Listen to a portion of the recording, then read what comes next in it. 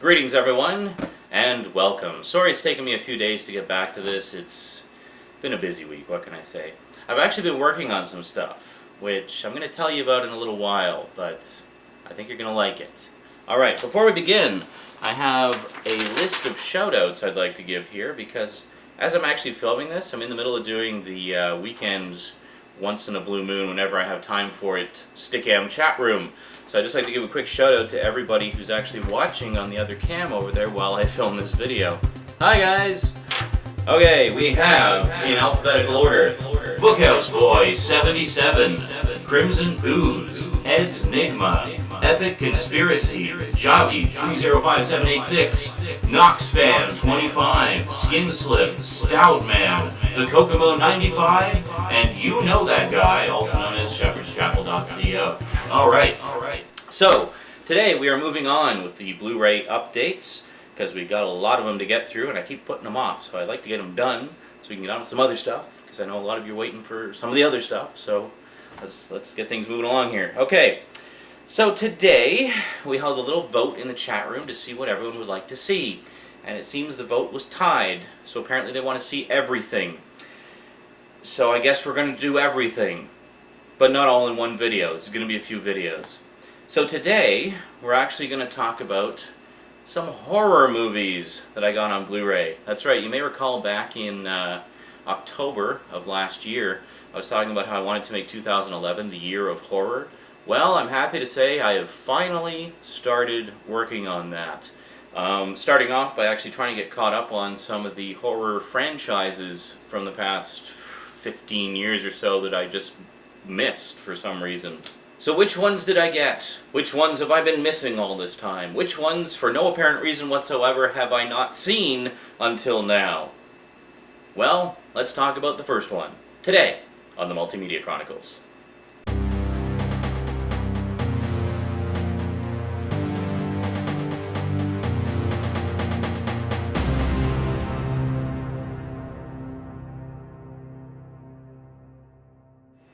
Welcome back. Well, this first franchise that I overlooked for no apparent reason is one that I remember hearing a lot about when it first came out, and I thought the concept of it was actually really cool, and I wanted to check it out, and I kept meaning to check it out, but I just kept overlooking it for no apparent reason whatsoever. So, yeah, here we are. I think it started in the age of just around the time of the death of VHS. And now here it is in the Blu-ray era, and I finally got around to taking a look at it. So which horror series am I talking about? Well, it's one that I think a lot of people like because it puts sort of a unique twist on the whole slasher genre, as it were. It's not really a slasher, but I mean, it's a typical kind of horror thing where it's like there's some kind of killer stalking the attractive teenagers and whatnot, and it's just a matter of seeing who gets picked off first and who manages to live all the way to the end. But it has some pretty interesting twists along the way. I am, of course, talking about Final Destination. Even my mom has checked this one out, and she's not even that big of a horror fan, but we'll go into that in one of the other horror reviews, because I've got a little bit more to say about that. I think you'll be amused by it.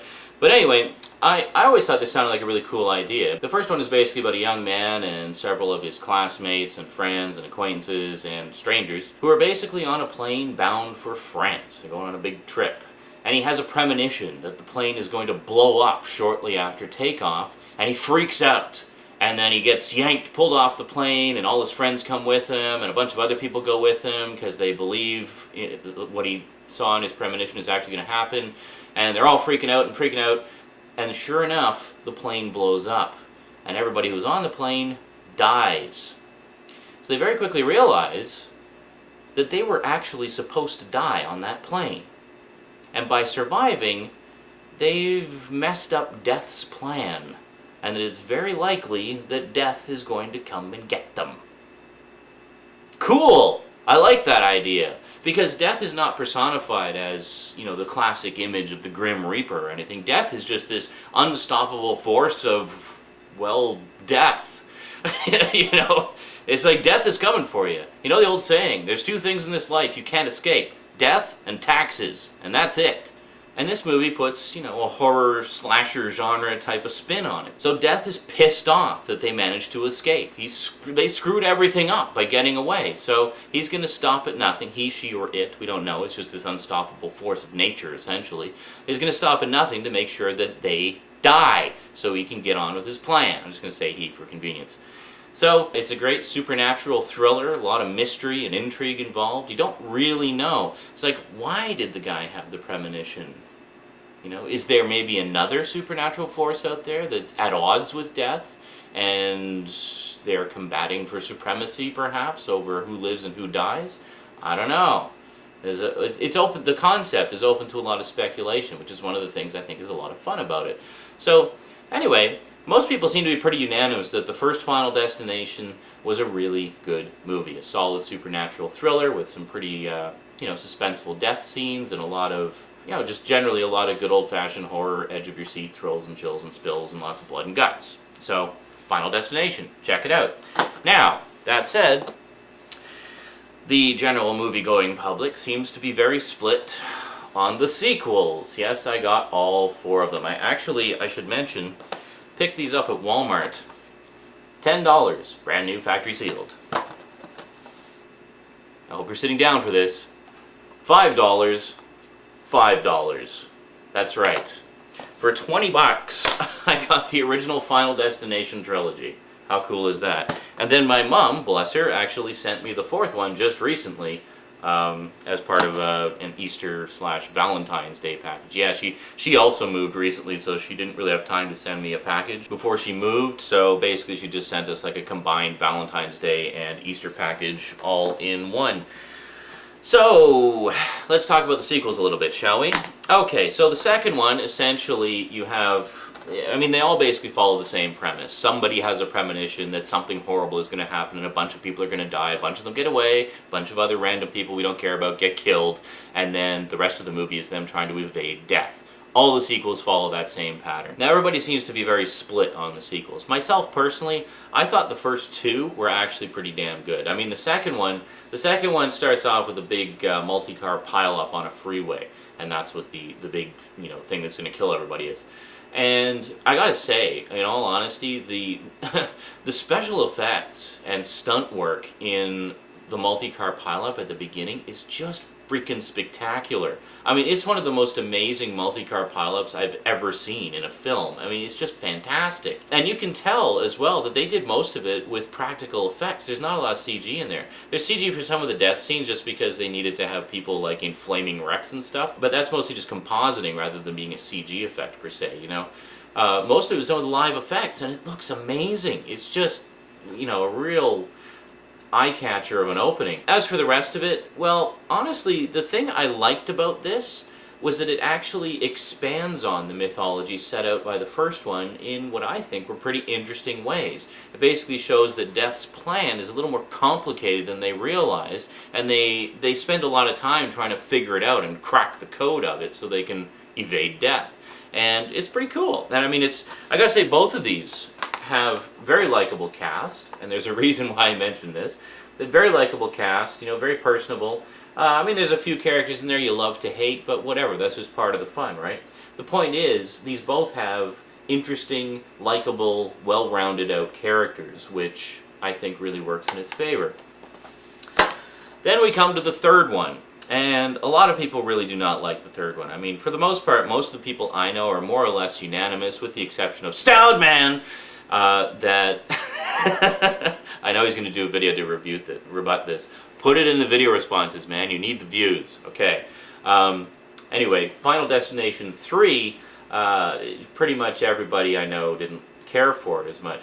Now myself, I'm pretty forgiving when it comes to horror movies because I know that it's not a high art genre a lot of the time. Once in a while you get a movie that transcends the boundaries of the, you know, the stereotypical boundaries of the genre and really excels. Well, a lot of people would say the first Final Destination is one of those. You know, for the most part with horror franchises like this, I tend to be kind of forgiving because I've seen a lot of them back in the day, you know, like Halloween and Nightmare on Elm Street and all those. And I know the general way that things go. I mean, the more sequels that come out in a franchise, the less good it is as it progresses. Sometimes they surprise you, you know. A New Nightmare was a really good sequel that, you know, again, people are kind of divided on, but most people seem to agree it was pretty decent and took the series in some interesting directions, even though it was the last in the series. But anyway, that's a whole other discussion for another time. Final Destination 3. Okay, this one we've got a roller coaster that goes haywire and kills everybody. Except, of course, for the ones that get away. Because in this case, we have a young girl who has a premonition. And interestingly enough, the young girl is played by Mary Elizabeth Winstead, who actually played, what's-her-face, Ramona, the girlfriend in Scott Pilgrim. Yeah. Now, here's the thing about Final Destination 3. It works in a couple of ways. You can watch it as just a cheeseball horror movie. I actually found it was more fun to watch it as a comedy. Because I didn't find this one particularly scary. The first two I thought had some really solid suspense moments and were pretty good in that area. But the thing that got me about this most was the fact that aside from the two main characters, the girl and a friend of hers, that sort of team up to try to figure out what's going on. And again, they do expand on the mythology in what I feel were pretty interesting ways. I mean, by this point there's not much else they can do with it. I mean, they're kind of just retreading the same ground over and over again. But you know, they at least try to give it a little bit of extra depth, so, you know, get a couple of bonus points for that. But anyway, the two lead characters I found very likable, and I enjoyed the performances of both of the actors, and I liked their characters. But everybody else in the movie, every single other character in the movie, were total douchebags, who you could not wait to see get killed in some horrible, brutal, ironic way. And they do. Oh, you know, some of the death scenes are quite spectacular. But here's the thing. If you've seen a lot of movies that are satirical, like for example, take RoboCop or Kill Bill, you know, these are extremely violent movies, but the violence is so extreme and over the top that it becomes comedy in a way. It becomes parody of itself, you know. Final Destination 3 definitely falls into that category. And I don't know if that was intentional or if they were legitimately trying to create suspense by creating a situation where there are so many things that could kill the character in question, he didn't know specifically which thing was going to nail him. But it goes so far over the top in the majority of the death scenes here that it becomes not just parody, but just laugh out loud hilarious. So that's a problem. When you're trying to do a horror film and it is ridiculously balls to the wall hilarious. Like, I was laughing my ass off through the whole thing. Like, legitimately finding it hilarious. And yeah, that's not what you want in a horror film. But so in that respect, I actually really enjoyed the third one as a horror comedy, unintentional or otherwise.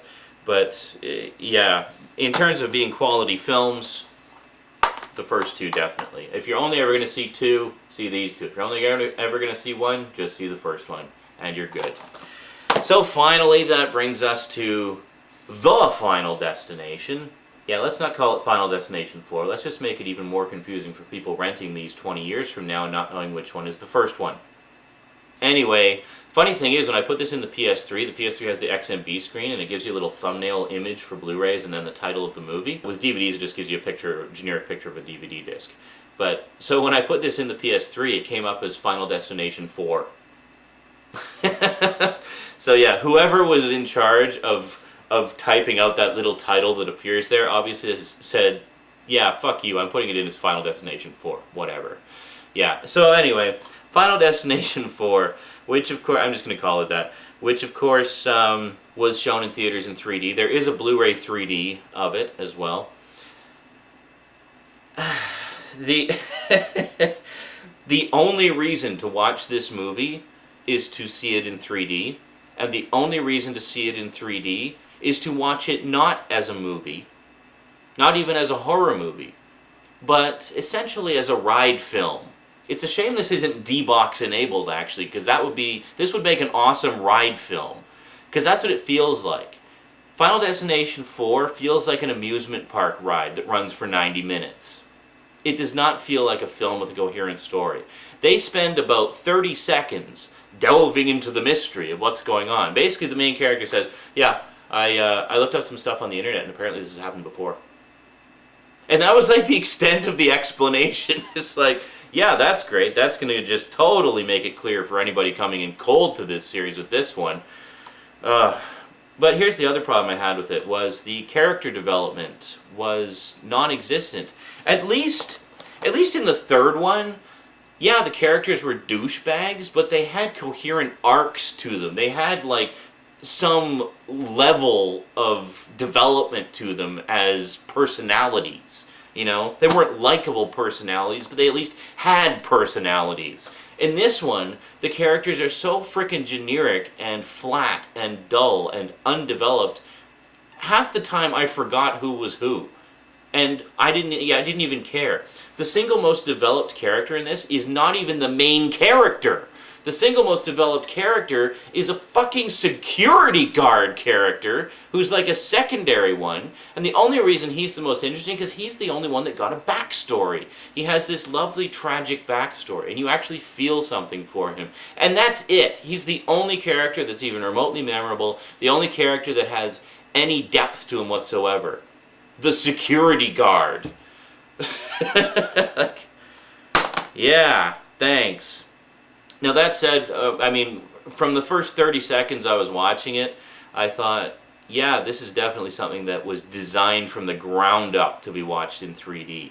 There is really no redeeming benefit to watching this in 2D. If you're not going to watch it in 3D, it's like you don't even have that to fall back on for entertainment value. It's just such a dull, lifeless film, and even the suspense scenes, there's a couple of decent suspense moments, but it just doesn't work as well as the other ones. At least in the first two, the deaths were genuinely suspenseful and creative and interesting. In the third one, they were ridiculously over the top and hilarious. So you had that going for them. In this one, the death scenes weren't even that interesting. They were completely predictable. You knew exactly what was going to kill them and when, and you were just basically waiting for it to happen. There was no suspense whatsoever. And the few suspenseful moments where they're trying to prevent something that you know is going to happen, it just didn't work. So, boring! So what do we got for extras here? Let's go over it real quick. Final Destination, we got a decent little extras package. We have filmmaker commentary by writer-director James Wong and writer-producer Glenn Morgan. Glenn Morgan and James Wong are names you may recognize. They produced Space Above and Beyond, and they worked quite a bit with Chris Carter on The X-Files, and they also solely produced the second season of Millennium with Lance Henriksen, which was pretty cool. So anyway, Final Destination is basically their baby. It's their series of horror movies. And they do kind of play out like extended X-Files episodes sometimes, well, at least the first two do. So, continuing on to the commentary, you got James Wong, Glenn Morgan, editor James Koblenz, and writer Jeffrey Reddick. Actor commentary by Devon Sawa, Kerr Smith, Kristen Clokey, and Chad E. Donella. Isolated score in 5.1 surround sound with commentary by composer Shirley Walker. So you got 3 commentaries on there, including an isolated score. That's pretty awesome. You got additional scenes and an alternate ending, which are pretty cool. I checked those out. 2 documentaries, The Perfect Soulmate, Testing Final Destination, and Premonitions, theatrical trailer. Yeah, when they talk about testing it, they talk about why they changed the ending, because the ending just didn't test well, and it was a little too happy. They wanted it a little bit more gloom and doom and stuff. So, yeah, anyways, so that's a pretty decent extras package. So this was $10, and it's a good, well-rounded set. Final Destination 2, bare bones. Final Destination 3, bare bones. What do you expect from the $5 bin? Those are actually the plain Jane bare bones Canadian Alliance releases. I figure, for $5 a piece you can't go wrong. If we get deluxe editions of them at some point, I will pick them up. I was disappointed that there was no extras though, because I remember when the DVDs came out, they had huge extras packages. I mean, in the third one, you can actually, they have like interactive death scenes where you can choose the fates of different characters and stuff. And I thought, that sounds like fun. Why didn't they put that on the Blu-ray? But I don't know, maybe we'll get deluxe editions at some point. And then the fourth one being brand new, we actually do have some pretty decent extras on here. You got 2 alternate endings, the Final Destination previs and storyboards, Body Count, the deaths of Final Destination, which deconstructs key death scenes, if you care about them at all. Additional special features, you got additional scenes. Okay, I guess it's not that great of an extras package. It's basically just all about the death scenes. Whoop-de shit. Oh, and in case you're wondering what the big cataclysm at the beginning of this one was, It was, they were at like a Daytona Speedway kind of thing, and there's a big car crash, and cars are flying into the stands. That part's actually pretty decent. There's some pretty cool moments in that, and there's a few funny moments at the beginning that, you know, it shows promise at the start, but then it just drags, and yeah, anyway. I'll pick up the 3D version at some point in the future, when it's in like the $3 bin. And I have a 3D TV, because by the time I get a 3D TV, it'll probably be in the $3 bin. Well, the movie, not the TV. A $3 3D TV. That's going to be awesome. Alrighty, so, Final Destination. Finally all caught up on Final Destination. And I gotta tell you, overall, I had a good time. Will I watch all 4 of them again? More than likely. I will watch all 4 of them again. When I get into a movie franchise, I tend to watch the good ones and the bad ones. Like, I'll sit down, and I won't just watch one of them. I'll sit down and I'll watch the whole series over again. That's just the way I roll. I always did that with the Nightmare on Elm Street movies when I had them on Laserdisc. You know, I'd start with the first one and work my way through all 7 over the course of the week or a couple days or whatever. And I do that with all movie franchises just because I enjoy the epicness of them. Okay, so that's actually not all the horror that I got. I got a bunch of other horror ones as well, but we'll have to save those for another video. What will we talk about next time? Well, you'll just have to wait and see. Until then, thanks for watching, and sayonara.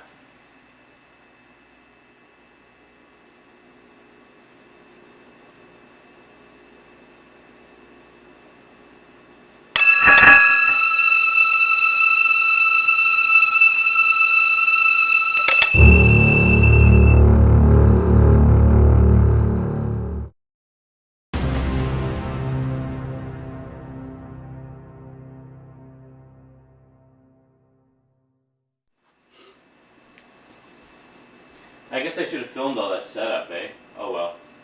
Exclusive treat for you guys because I love you. The nice thing is, because of the angle I'm filming at, I can just put stuff on the floor in front of me and you can't even see it, so that I have it readily accessible. So in this case, I have a list of everyone's names who's in the chat room, so I can give you guys a nice little shout out. And of course the remote control, which my camcorder does not function without, if you recall some of my videos about it. Alright. So I think we'll start with these ones. Okay.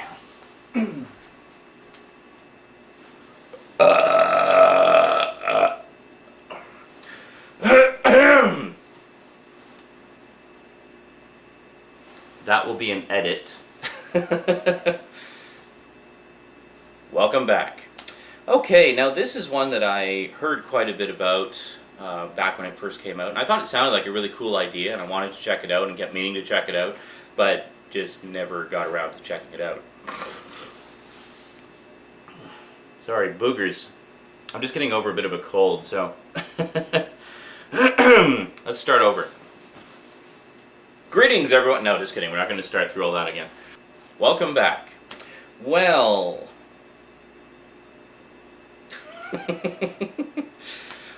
Fuck, what was I saying now?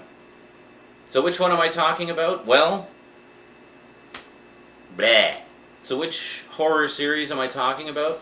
Well, it's one that a lot of people like, I think, because it takes a kind of unique twist. Takes a unique twist? No. Well, it's one that I think a lot of people like, because it has kind of a unique... puts a unique twist? Yeah, I think that works. So which horror series am I talking about? Yeah. Basically, the first one is about a young man and a bunch of other young people who are basically... And this movie takes, you know, Death is pissed off that they evaded... I can't keep saying death and death and death and death, death, death, and deathity death, death, death. This is going to sound stupid. She also moved recently, so she didn't really have time to send me a package.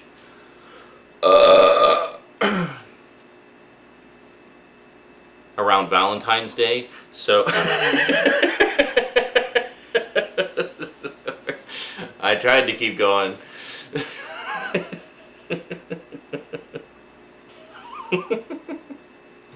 Okay. Now, a lot of people are very split on, well, everybody seems to be very split on the sequels. But honestly, I'm saying honestly a lot. Because normally I would lie. Aside from them, everyone, is to watch it not as a movie. Sorry. And they worked quite a bit with and honestly, not going to say honestly anymore. So it implies I'm lying the rest of the time.